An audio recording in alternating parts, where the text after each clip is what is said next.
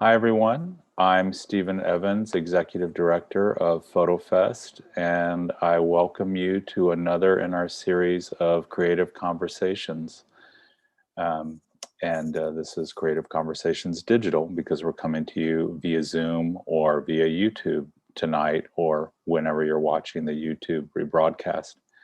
Thanks for joining us tonight. We're going to have a great talk with Daniel Handal and Karen Haas, and I'll tell you more about them in just a moment. As we begin, I'd like to thank our supporters, our funders.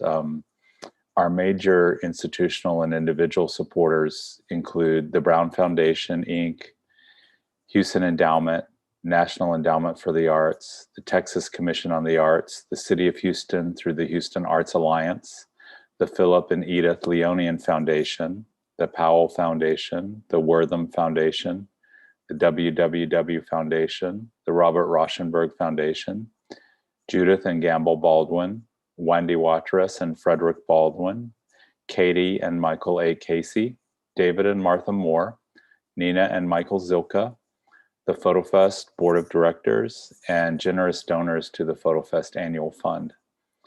The talk tonight is generated as part of our series of programs called Public Life, and that program is provided generously through the Texas Commission on the Arts. As well, program support for Public Life comes from the Brown Foundation, Inc., Houston Endowment, National Endowment for the Arts, the City of Houston through the Houston Arts Alliance, the Wortham Foundation, and also Silver Street Studios, Sawyer Yards, Papa's Restaurants, Lovett Commercial, and again, the generous donors to the FotoFest Annual Fund. So we thank all of them for giving their support to these projects. Public Life is a current outdoor public exhibition that FotoFest is doing in Houston, partially as a response to the pandemic and precautions that we all need to take to see art. And you'll see some slides and representations of Daniel's work in this project soon. And Daniel and Karen were also part of a project called 10 by 10 that was drawn from our Meeting Place portfolio review from 2018. And that exhibition was up here in Houston in 2020 during the early days of the FotoFest Biennial before we had to shut things down because of the COVID-19 pandemic. A great show, wonderful objects, and we wanted to have them up again sooner rather than later, and thus Daniel was curated into the Public Life Home and the People Who Live There project by FotoFest Associate Curator Max Fields, who also organized this talk tonight. So I thank Max, and I also thank Brandon Taw Harris, our Manager of Engagement and Communications, for his support of the program tonight. I'll introduce Daniel and Karen now. Daniel Handal is a Honduran-born artist who lives and works in New York. He received his Bachelor of Science degree in Applied Sciences from Rutgers University and studied photography at ICP, the International Center for Photography, or of Photography, excuse me. And his work centers on portraiture and explores issues of gender, sexuality, identity, and community. His work has been exhibited nationally and internationally at Clamp Art in New York City, the New Mexico Museum of Art in Santa Fe, Deborah Colton Gallery here in Houston, the Powerhouse Arena in New York City, the Australian Centre for Photography in Sydney, and MK2 London. Handal's work has been written about in the Huffington Post, Slate, and Hyperallergic, among others. He has participated in residencies at the Malay Colony for the Arts in Austerlitz, New York, the Constance Saltonstall Foundation for the Arts in Ithaca, New York, and the Center for Photography at Woodstock, New York. Handel currently serves on the board of directors of the Baxter Street Camera Club of New York and is represented by Clamp Art in New York City. And he'll be talking with Karen Haas, who is Lane Curator of Photographs at the Museum of Fine Arts, Boston since 2001. And at the MFA, she's responsible for a large collection of American modernist photography, including works by Charles Sheeler, Edward Weston, Ansel Adams, and Imogen Cunningham. The Lane collection that she oversees numbers more than 6,000 prints and ranges across the entire history of Western photography. And prior to that current position, she's held various curatorial positions in Boston area museums and private collections, including the Isabella Stewart Gardner Museum, the Boston University Art Gallery, and the Addison Gallery of American Art in Andover, Mass.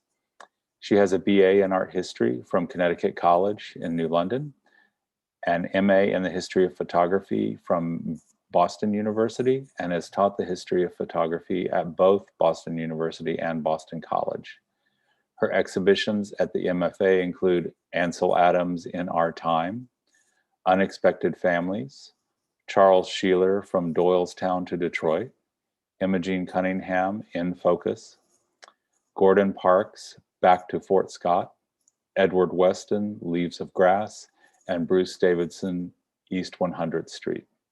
Haas has just completed a book on the early work of Edward Weston, and her other publications include An Enduring Vision, Photographs from the Lane Collection from 2011, Commonwealth Art by African Americans in the Museum of Fine Arts Boston in 2015, Ansel Adams in 2005, and The Photography of Charles Sheeler, American Modernist, in 2003. And those are all from the MFA except the Sheeler publication, which is from Bullfinch Press.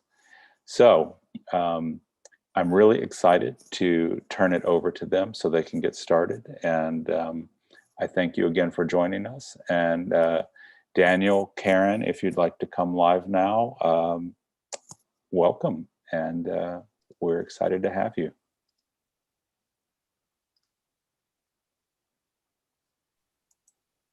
It's great to be here.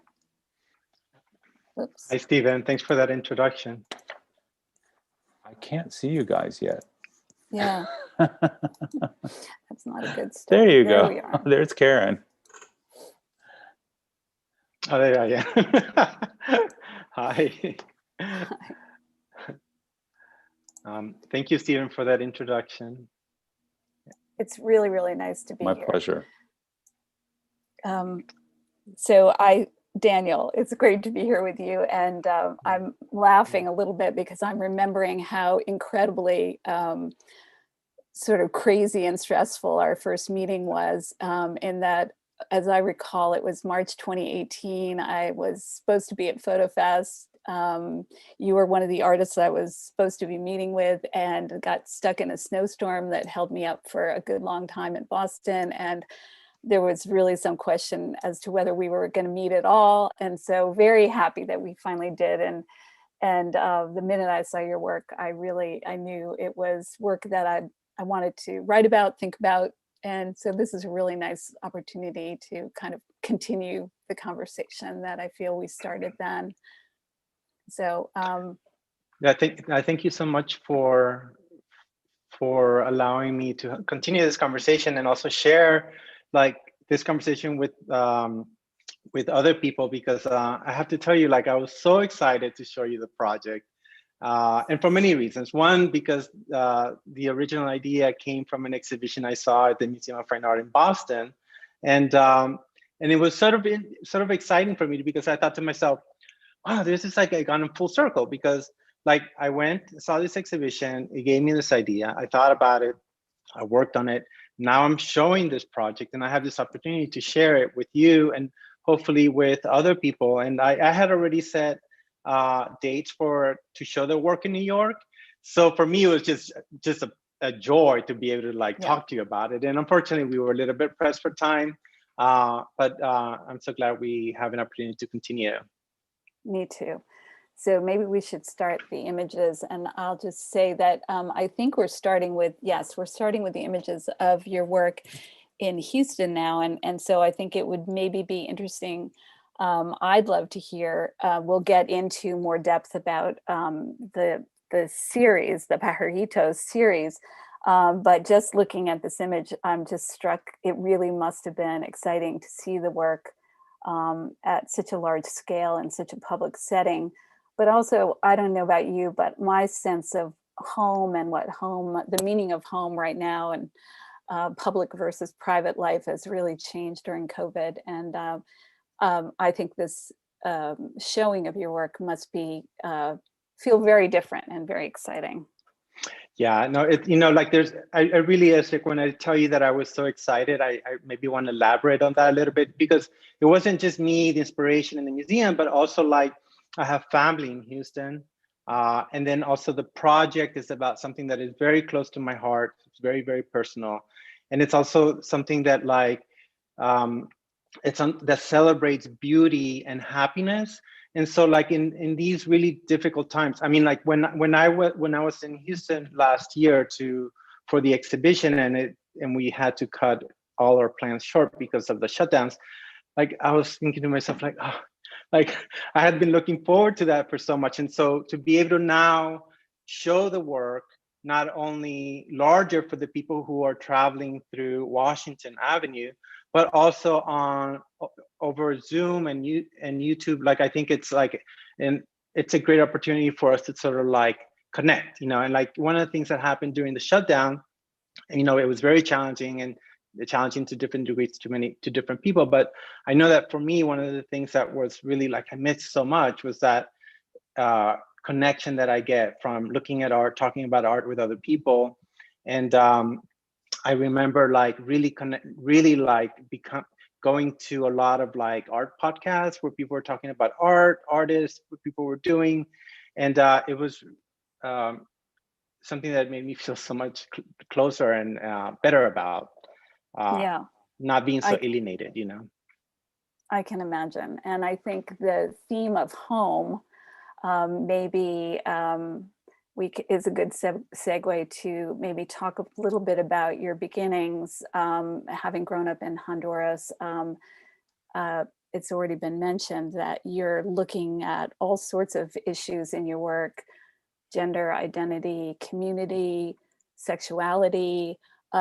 These aren't things that necessarily come through immediately in these pictures, but as soon as I began to talk to you about them, it really, I saw so many more interesting layers to them. And I think I told you when we talked last that I was seduced by the color and the subject matter. And then I very quickly realized there was just so much more to them than even that very seductive first impression. So I'd love to hear a little bit about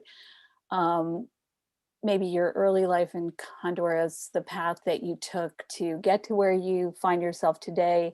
And I don't know, it's maybe an old-fashioned sort of question, but I've always been interested to hear artists talk about how they first knew they wanted to be an artist and maybe some of the hurdles that they had to overcome. Those are all really, really great questions. Like I can tell you that I grew up in Honduras, and I actually didn't have a lot of awareness of like people like deciding to become an artist. It wasn't really something that was even something that I thought about. I knew that I was creative and I was interested in spending time drawing and doing like crafty things, but not really formally trained. And it's not something that occurred to me until I came to the United States. And then I just I started to gravitate towards that on my own.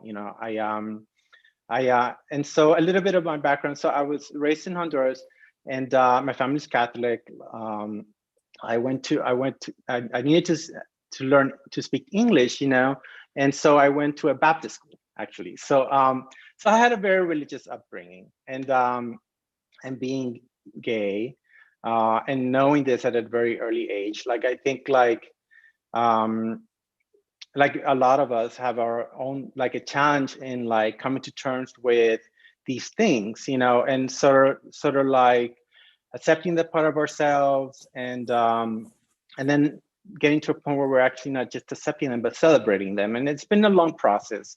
And so my project is, and maybe we can go to the next slide, and I can tell you a little bit about the inspiration. And so one of the things I wanted to point out is that sometimes when I talk about this, sometimes it's hard to kind of like see the connection, but I'm going to get to it in a little bit. So when I saw this painting at the Museum of Fine Art, I remember like the exact moment I had such a reaction to it, because I recognized that feeling of what's happening here. This is the Temptation of Saint Anthony, and it's by Veronese. And what's happening here is that Saint Anthony is being clubbed by a very muscular, very handsome devil, and demon, actually, sorry. And the devil is actually disguised as a woman. And the woman, who's the devil, her hands are in the shape of bird claws. So she's kind of like tempting him, seducing him. And I remember that feeling of like this strong grip that I had over like to say, like knowing that I was gay and kind of feeling like I needed to reject those things, and I couldn't escape them. And I tried and I couldn't, and I tried and I couldn't. And the thing is that the thing that is very disorienting for gay people or non-binary or anyone who identifies as not heterosexual is that like in that struggle, we kind of lose ourselves, you know? So like the thing is that the way you like reach happiness is by like listening to the inner self that tells you this is the path you need to take. And if you reject those parts of yourself, then it's really hard to take those steps forward and getting to that place where you need to be who you are and happy, and then for other people in your life to be happy, you know, because people can recognize unhappiness, you know, even if you try to hide it from other people. And so that detail of that hand tempting, just kind of like holding on to and tempting St. Anthony was something that I really recognized in myself when I was younger. And I wanted to work on that. I wanted to do a project that had to do with that. So like, if you go to the next slide, I can tell you a little bit about the things that I was thinking about. So, so for example, like here, on the left, I have that kind of detail from the painting, right? And in the middle, I have an assortment of things that I sort of like identify with queer culture, or like desire, or really colorful things, or things that are sort of feminine. And so like, I kind of like bunched all those ideas, and I thought to myself, how do I like remove all that noise and all that kind of stuff and kind of present it in a very simplified way? And you know, like at the beginning, I thought, I was like, maybe I take a picture of the bird claws, and it was just like, then I realized that it needed to be very pretty and delicate, and I'm going to use the word feminine too.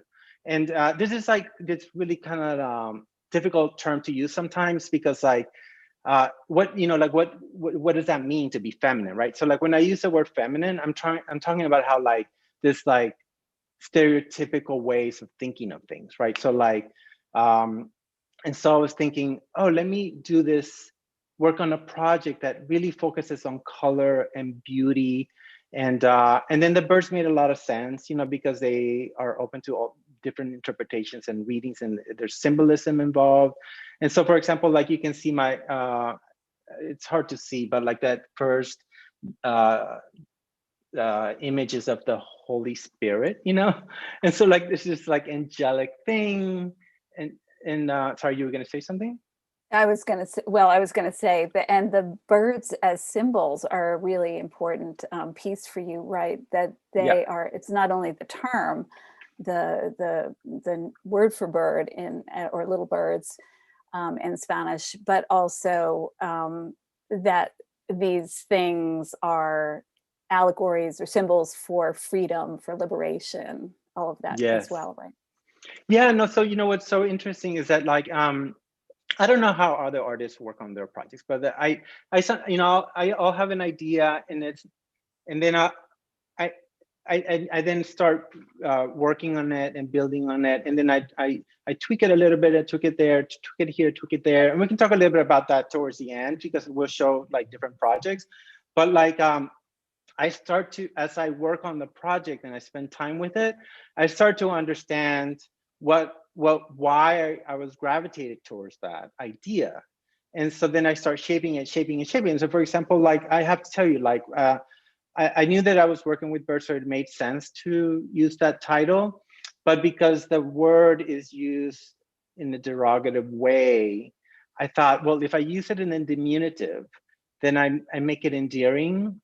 And so it's a way for me to turn something that's used to put people down and sort of say, you know, like, this is beautiful, this is great, and diversity and all different forms of expression are really what makes the world a beautiful place.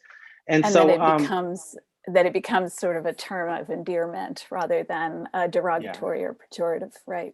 Yeah. And so then it was important for me because and then the thing about the work is that and then it became sort of like codified a little bit because so for example, you can see like the Peter Pan, which, you know, there's like there's this thing about flying and living in like an imaginary world, and like, and then homoerotic art and like theater and fashion and camp, and then what happens, and I think this is important to speak about, is that like even though I grew up in Honduras and I had a whole different upbringing, and then I can speak to someone in the United States or speak to someone in Europe or like other people from different cultures, and we can talk about our experiences being gay, and there's so many similarities in how we felt growing up, you know, and how we identify with certain things, you know, like I remember, I'll tell you a little story.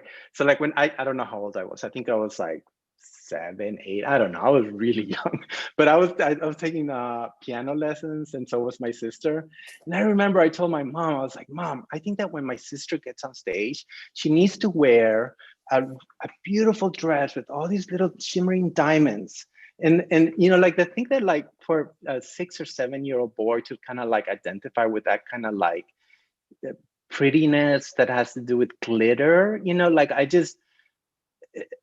can't quite describe like why is that, but I can tell you that like a lot of my friends have that, you know.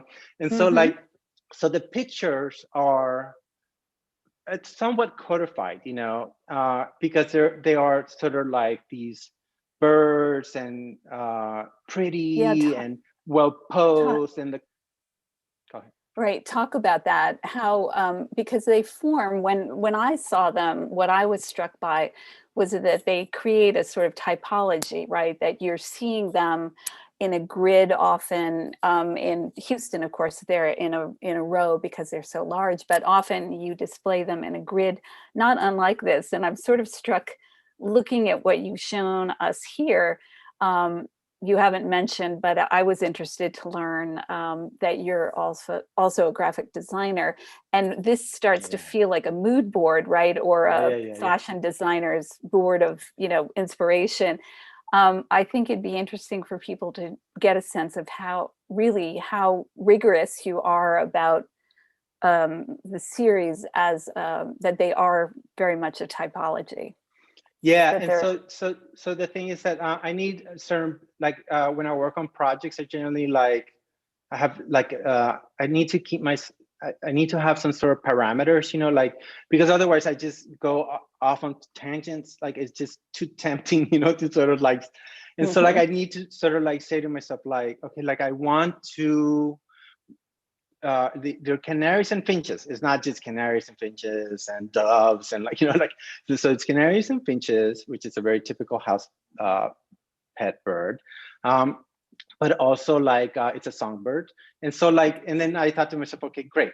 And then I think about my color palette, and I'll talk to you a little bit about my color palette later.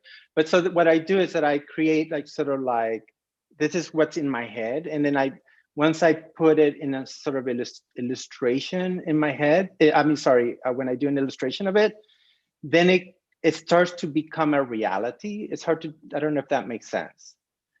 Because sometimes ideas, they seem so impossible, right? So like you think of a project and you think, how do I even do this? And then like, if you start doing one thing and then that thing leads to another, then you get to that finish line. And so it's like a roadmap a little bit for me. And so in here, the things that I was thinking a lot about was you know, like language and slang, and so color was important, and fairy tales, and that. So those are sort of the ideas that I was thinking that I thought was queer. And then there you have this really beautiful like pink picture, right? And then I have an assortment of pastel colors with it, and so like it becomes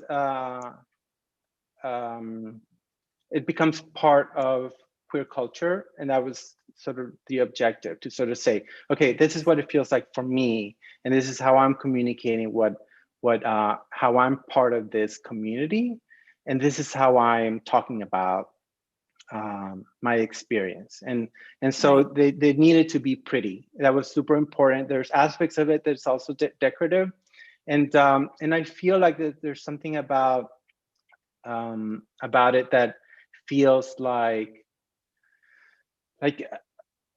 there's a sort of pressure to like want to make serious work, and I feel like that pressure, right? Like if I need to make things that are serious and to be taken seriously, and the pictures are not that, right? There's a little bit of humor in it, and there's a little bit of like prettiness, and then that's how I pull the viewer in. And then my hope is that people want to know more. Like for example, then the bird, so like we can talk about it a little bit more. If we go to the next slide. Yeah, I was going to say, I'd love for people to see, not only is the color of the background, but the color is matched in the frames as well. So it has this beautiful presentation. They're all the same size, am I right? So each bird is life size on the same post. And these are live birds. I mean, that's important, I think, to make it's very important, because when I was thinking about, well, should I use taxidermy or should I go into the wild? Should I make it like documentary? How do I do this? And I really, like, I have to tell you, like, I do, there are not, I'm going to say 100, but I'm exaggerating, but like there's many different attempts to do this, and so like what's important for me to sort of like show on this slide is that you can see on the left the turmoil, and on the right the kind of like peacefulness, but it's not just the peaceful, but it's also defiant. You can tell with the bird that is, and it's interesting because I've heard from the reading that people have sometimes of the work that they feel like the bird is enclosed. And I think it's interesting because there is no edge, really. The frame is the same color of the background. So you don't know where that background ends. And so like the bird could fly away, but it's decided to stay there. And so like that was how I felt at the time, where I was really happy, I am happy, but it took a long time to get there. And so the color is very important. And that's why the frame is that color, and the background is a large part of the work. And then the bird is actually the size of the actual bird in real life. And what happens with that is that when you look at a bird, like an canary or a finch, they don't stay still. And it's so hard to really see them, because they're just like clang, clang, clang, clang, clang, clang, clang, clang. And so like, and so you're able to sort of see it in a way that you don't normally see it, but then you see it at the size that it is in real life, and it gives the impression that time stops. And it's a really neat effect. And there's things I do with it. And and you mentioned that I'm a graphic designer. I think it's really, I want to mention something about that. So like, I use a lot of skills that I learned as a graphic designer to sort of like make the picture, and I'll show you a little bit more later, but there's like a little bit of Photoshop involved, and the perch is actually like, it's a composite. So I put the front of the perch, the circle, that's like composited on the file, and then the shadow is there, but I accentuate a little bit. And so then what happens is that when you look at it from afar, it looks like there's an actual bird there, or when you look at a picture of a picture, you kind of don't know what it is. And so was interesting to me. The other thing I found really interesting was you were explaining to me that the finches and the canaries, there's just such variety of the birds that they come in all different colors. And that was of interest to you because there was this kind of, you know, it wasn't a binary, right? It wasn't pink or blue. It wasn't a simple, that there was kind of, it was exciting to you that there was such variety in the genus of the birds. Yeah, no, for sure. So like, if we go to the next slide, I can start to show examples of like how the different colors work with the frame. And so I start to also, you can sort of see like, and I'll show you a little bit of my setup because I think it's interesting to talk about those things too, but like, so you can see how the yellow and that blue really works so well together because, you know, for example, like you have ideas of like a blue sky and the sun, you know, so there's these sort of like things that we respond to because of the way the colors are, you know, and then in this case, you know, we were talking a little bit about how like I did not use taxidermy. So like they're live birds, and so one of the important reasons that the project has so much to do about beauty is that I remember what it was like when I was in the closet, and I had to tell you, like, I didn't understand why it was so hard for me to connect with people, and how hard it was for me to like, just everything seemed like it was so heavy, you know, and I think that when I came out in that whole process of learning about my culture, like my community, and how and the kind of love that I have, my expressions of love and other things, that like made the world a beautiful place, you know, that wasn't when I couldn't come to terms with those things. And so like for me to get to a point in my life where I can sort of speak to those things and say, these are things that need to be celebrated and they're beautiful. And, you know, here's what it is. And so that's at the core what the project is about. And so like, sorry, you go ahead.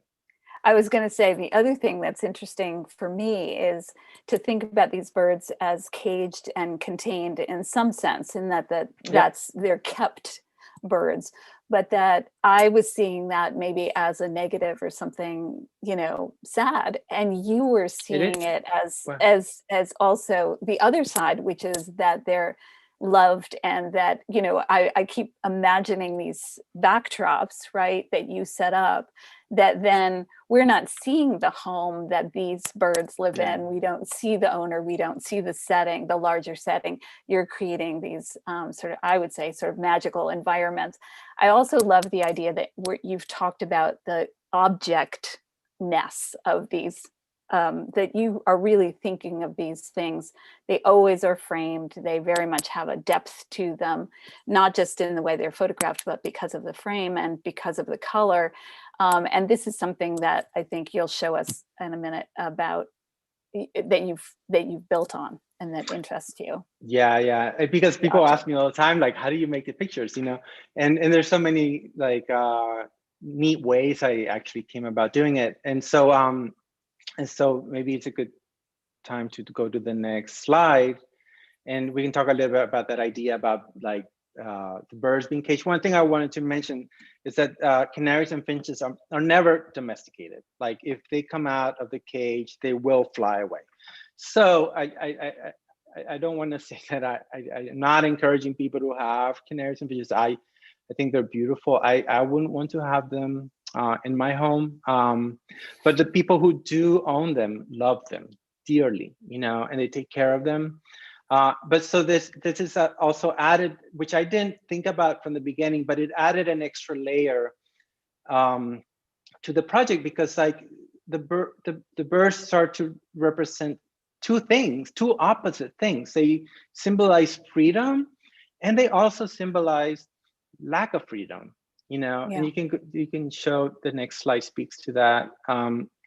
So then it becomes like this really interesting idea, right? Because I'm not talking about one thing or the other, I'm talking about both, you know. And so then the work is open to interpretation, and then that's what causes opens things up for dialogue, you know. And so like that's how we're here talking about this, you know.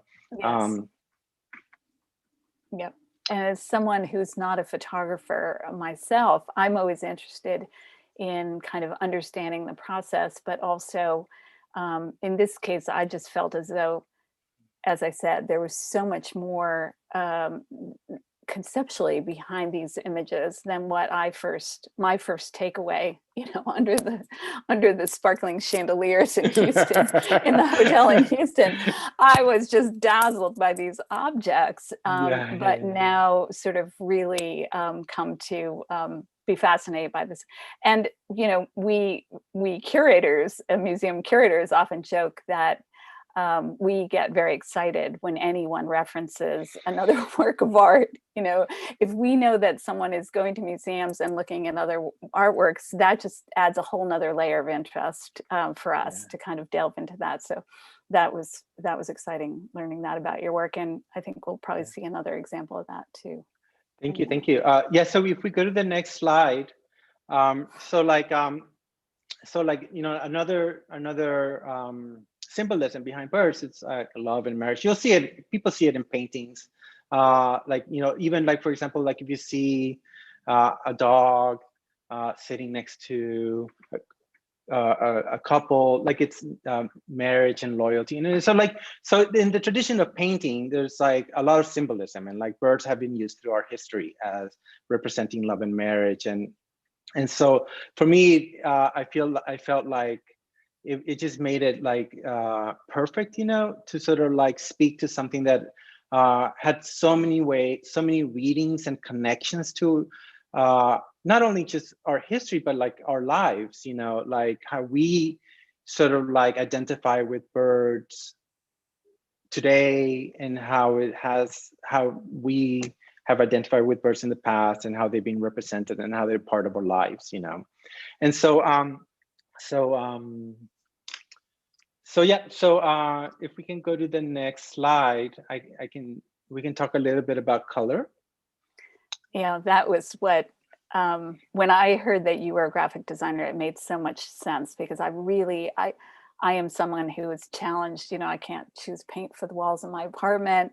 I'm just challenged by color, and I just find it fascinating how you manage to always seem to find the right one in every case. Well, like it's a little bit of it's instinct, but a lot of it is also just things. There's color theory, and things work because of like how we respond to combinations, and there's whole like studies that like explain these things. And then there's our own personal sort of like taste, Right. But like it's something that I wanted to sort of talk about, that I find so interesting. Like the pinks are, to me, from the project, one of my favorite ones. And I often hear from my female friends, like they're just like, the pink, they're not my favorites, really. I'm sorry.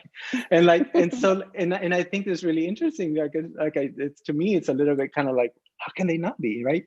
But like, I think that like when you're raised to like sort of like wear pink things, you're supposed to identify with this pink color, like you just maybe start to resent it, but like it's so symbolic to queer culture. I mean, the pink triangle it's a really good example. But one of the things that I wanted to sort of talk about the color pink is that even though we associate it today as feminine color, it wasn't always the case. It was actually pink was associated with masculinity, and blue was associated with femininity. And the reason for that was because soldiers wear red uniforms that fade over time and become pink. So soldiers, so the color pink, boys used to be dressed up in pink. And the Virgin Mary is always portrayed with blue. And so young girls were always dressed up in blue. And so somewhere along the line that got reversed, so like now we identify pink with feminine and blue with masculine, but just like gender and sexuality, a lot of it is, fluid, influenced flexible. by culture. Yeah, like it's so much like kind of like I mean, what does it mean to be feminine, you know? And then also there's like the other idea of like it feminine not being good, you know, like equating with it, like being something that you're like when you're a gay person and you're effeminate, it's like sort of like frowned upon, like, which is misogyny, you know, not just homophobia. And so like, and so I think that the project wanted to celebrate, challenge all those things and celebrate things that were feminine, or how we think of them. We should probably look at your setup, and I know we want to leave time for people's questions. Oh yeah. Yeah. So maybe we can go to slide 13. There, just go back 1 second to the 12. Yeah, so that's sort of what, you know, that's sort of where I kind of come in. That's the way I sort of think of your work and have always sort of visualize it, and it's good for people to see. Oh yeah, so I'm glad we stopped here. So like one of the things that I wanted the work to be, actually I had curators in mind, but like curators and collectors, you know, like I would think to myself, like, you know, like I always I tell Brian Clamp, you know, who's the gallerist that I work with, I tell him, I say, you know, like I always tell people like that 1 looks great on your wall, but 2 looks so much better, you know, because like, you know, because 1, I want to sell work, you know, but like really like when you start to play with color, then the project starts to really kind of like, you start to understand why the color is so important, you know, and there's so many different ways to do it. You can do different combinations. And then that builds upon the color even more to make it more pleasing to the eye. So I can talk quickly about my setup because I know people are often curious about this, but like I was saying that the birds are not domesticated, so they will fly away, which created its own challenges, right? And so what I do is I bring a portable photo studio to the homes of the people who own the birds. And so what I do is, this takes up a little bit of space, but what happens is that that light tent is used in commercial photography to shoot like products and jewelry and food and all this stuff. What it does is that like when you have these strobes, it like diffuses the light in this really very pleasant way. And I wanted to have, and it kind of like also, you could do it in a way so that it mimics natural light, which is what I've done. With the strobes, I do 2 things. So like it goes through the tent, which traps the bird inside. And then also the light is diffused and it creates a really soft shadow. And so also the bird will not stop. They are like moving so fast and I have to freeze the movement. And so that's kind of how I do it. And what you see on the bottom right is a wooden plank. It has a perch. And then I come prepared with like an assortment of colors with a whole paper, color papers with a hole, and then I quickly switch them based on the bird that I'll be photographing. The papers aren't always like super beautiful colors, and so I do shift the color of the background in Photoshop later, but I do not shift the color of the birds, which is amazing how like we've advanced in technology. Like you can do that with ease. Well, not super. Some are harder than others, but like, you know, there's these digital tools that we have to kind of that we are able to do that. So that's sort of how I am able to freeze. Well, I appreciate you sort of pulling the curtain aside so we can sort of get a sense of how it's done. One of the questions I had, and we should probably open up to other, maybe there's some questions from the audience, but how do you know when you're finished with a project? That's a great question. So like, there's 2 things that I do. Well, one, I have a color palette, right? And so like, and so I feel complete somewhat when I have enough of my colors.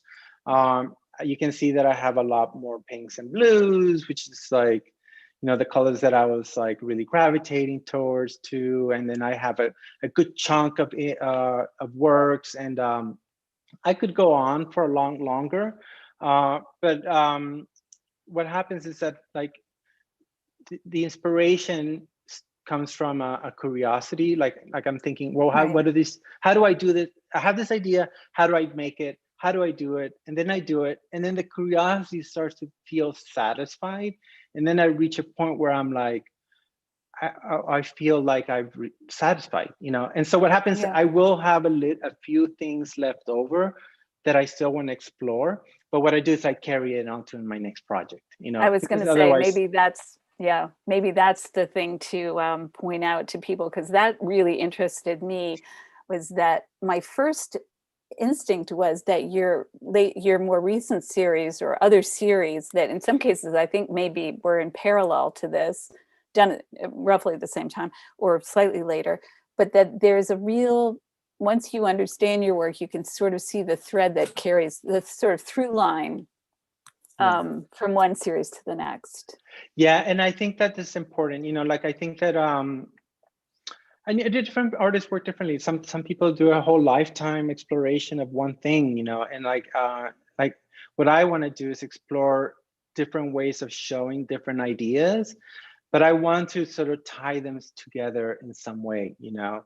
And so I there are things from this project that I think, oh, I didn't explore it here, but I can explore it later in a slightly different way. And so and then it's an ongoing lifetime sort of like goal to sort of like study these things and the things I'm interested in. For example, when I was interested in this project, the things I was interested, I've now has become part of my memory, my life, and I can think of my life at the time when I look at these pictures and what was happening. So it's a kind of like neat thing, but I'm ready to move on. It's just a feeling I have. And then you go, and then you travel, and you go to other museums. I'm happy Yeah, to say. I do. And you get inspired by other things, and that's great too. I do. You know, yes, I do. And I think a lot of artists do that. And but maybe I'm very interested in this dialogue that happens through different eras between artists, you know. And I think that's a little bit. In your case, and we can look at maybe the chronic, one of those images maybe. In some cases, you can see it very directly. In other cases, like the Veronese, I remember going into a slight panic when I was, you know, wanting to write about that connection, because I was not sure I was seeing all you were seeing in it, and it was really it was challenging, but it was exciting, and I was glad that there was the connection to the MFA. And I think it's because it's the reverse. It's the other side of that coin, you know. So like I do have to talk about it to sort of explain a little bit, but that's okay, I think, because you know, it's definitely okay. Yeah, it's okay, because then I'm not a journalist. I'm not documenting. Right. You know, like I need to leave room. It's not literal. Yeah. And so if we go to, I mean, there's other things we can talk about slide 16 before we open up for questions if you want to, or maybe we can leave slide 16 and talk about and get questions from other attendees. Do you think that makes sense? That makes sense to me. Well, I have a question, which is, and it relates to that last slide that you just had up. I was wondering if you felt like you used metaphor and art historical references as a strategy throughout your work. Yes, for sure. I'm really responding to something that I see in culture. So for example, like on my new project, there are some references to like Warhol, you know, but I am like responding to a more like popular culture, contemporary sort of things, you know. And so like, I was telling Karen this over email, like one of the things that I find so exciting is that when I go to like a museum, I love doing the audio guides, and then like I can enjoy the exhibitions. And I think to myself, when the curator's speaking about like what was happening in the world at the time, and so then I think it's exciting to sort of like imagine an artist making work and why they were making that work. And so for me, because I grew up in Latin America and I'm Catholic, I have these like really strong ties to religious art, you know, like, and so when I respond to the Veronese, is although it's art historic, it also is culturally something that it's a language that I grew up in and respond to, you know. So like if were raised in a Catholic household or even other religious households, like this idea of that religious painting will have meaning for you. And so for me, it's not just art historic, but like connecting it with symbols and language and cultural things that are happening that I see, that I experience. And then I try to kind of like make work that kind of encapsulates all those things. And then my companion question is actually for Karen. And considering all this that goes into Daniel's work and into this particular series that you've probably given the most thought about, where do you see it in relationship to your day job and modernist photography and the continuation of photography into the present? That's and a I good know that's question. I know that's tough. Sorry. No, it's a great question. I mean, I think, you know, what I started to say about being completely seduced by the look of the objects, of course, that's a lot of what, you know, the modernist, you know, the formal qualities, the composition. I love the consistency of them. I love that he had this rigor around, you know, how the birds were presented, the choice of colors, the mix of birds, that it wasn't just any kind of bird, any size. I mean, that he was really like, there was a real kind of conscious rigor. And I love the idea of typologies. I love looking at things in groups of things. I've recently been looking at Edward Weston's peppers again, you know, as a group, and same sort of thing, you know, all the different ways to approach something as simple as a green pepper. And so I would say that was what drew me in. But what I love about it is that you can enjoy them on that very, you know, what feels like maybe a superficial level. You know, you can sort of just be drawn to them. But then I was so interested to think about, you know, here was this kid coming from Honduras, you know, first of all, deciding to become an artist, which I'm sure was not, you know, it wasn't as though that was like necessarily in your, you know, in your DNA to begin with, or, you know, it was something that it was not on my radar. But then you can't not do those things. Like, you know, sometimes you can only be who you're meant to be. Right. And that, again, as a curator rather than a maker, you know, that I marvel at that creative, you know, that impulse, that but then the message, which seems so important to me, which is that, you know, the world is you know, full of all this variety, and that we can't compartmentalize people into these binaries, or you know, define people narrowly or contain them. You know, we need to, so that I just felt as though the combination of the presentation and then the conceptual underpinnings just felt like a great combination of things. And you know, works of art too that I think we all would just be so happy to live with, because they're really gorgeous. I think of all these references that you pull in, Daniel, and it reminds me of how we talk about Easter eggs in media, you know, like, and then and I don't think it was on your image board, but one of the like very slight nods and Easter eggs I see is also a nod to one of my favorite conceptual photographers, who is Sarah Charlesworth. Oh yeah. And I see that from the way you've handled the background and the framing, and I just think that's like, I think that's a hint at the complexity of thought that comes behind these images. Yeah, no, he for and sure. I had a great conversation about Blinky Palermo, who's another artist who, Well, and I lived with those paintings for 10 years, Daniel. Wow. I worked at Dia, so I loved seeing that too. And yes, and the Are you a fan of minimalism in conceptual art? I am. I am. And I worked at DIA I for love 20 it. years before I Oh, came to wow. Texas, and Wow. then eventually came to FotoFest. So yeah, Blinky Wow. Palermo's a great artist, and the way he deals with palette. And but I also both- think that your work has an affinity with that of Emi Knoebel as well, who is Well, you know, they were about color and friends. form also. Yeah, yeah. And he made those, his work was all black and white, and then made that project for Blinky, dedicated to Blinky when he decided to do work on color. And so like I did look a lot at both artists' work. Blinky predominantly, but like you know, like the scale and the smallness, but like how the wall power, you know, like when you look at them and all together, and that idea of like so yeah, so that was a big influence, both artists. We had a comment from YouTube, not so much a question, but maybe I can kind of turn it into one. Karen Lewis says, I think that's how her name is, says, or their name.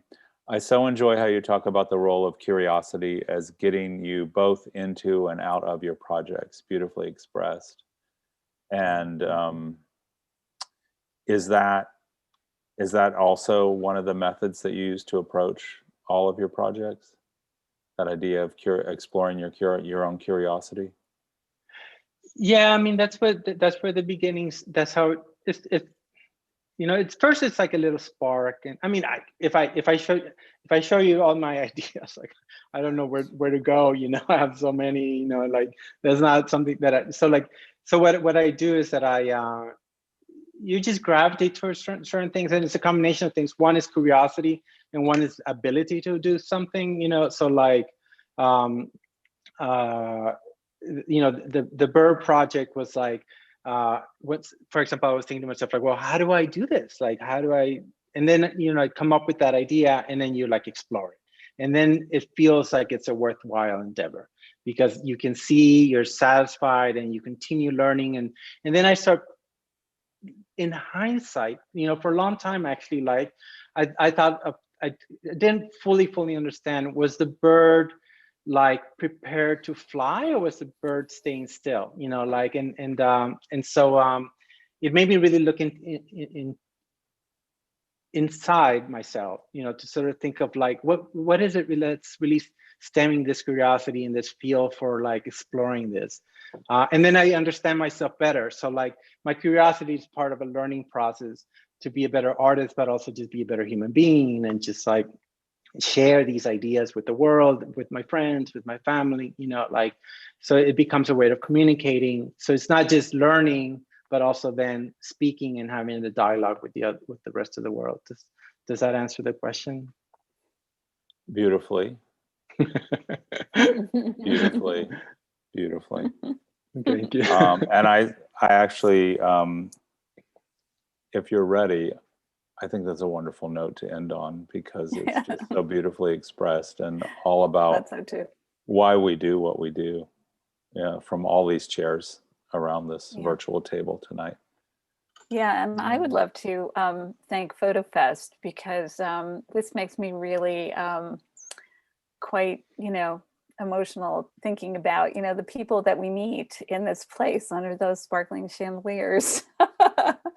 You know, it's really nice that we don't just pass like ships, and we get to reconnect, and that's all thanks to FotoFest. So we feel grateful for that too. For sure. And it's something that happens in photo world that doesn't happen outside. Like in the art world, is a little Very different, true. you know. It's a good Very community. true. Well, very generous in the part of like FotoFest, but also like all the different curators that go there and spend their time sharing their opinion and helping people kind of guide them. You know, like it's just such an incredible. I have such good close friends from FotoFest. You know, it builds community, and it's lesser known by the public, well known by the artists and curators and publishers and gallerists, and it's a really, really important part of our mission. And I'm so happy that this talk and 10 by 10 and public life all came out of that. So, Thank you you so both for much. participating in that. Thank you, Daniel. Thank you so much. Yeah, Thank you all both. for being part of this. Thank you. Right. Have a great night. Thank you, everyone, for joining us. Thank you, Karen Haas. Thank you, Daniel Handal. Thank you, Max Fields and Brandon Tajeras. And thanks to the audience. And if you love this talk, tell your friends about it. It lives on the FotoFest YouTube page. So until next time, have a great night. Thank you. Have a good night. Bye-bye.